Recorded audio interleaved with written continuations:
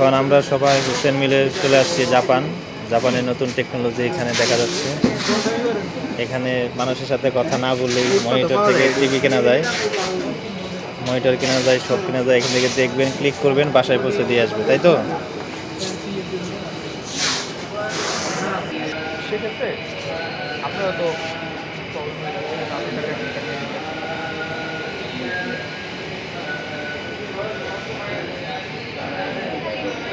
home brand monitor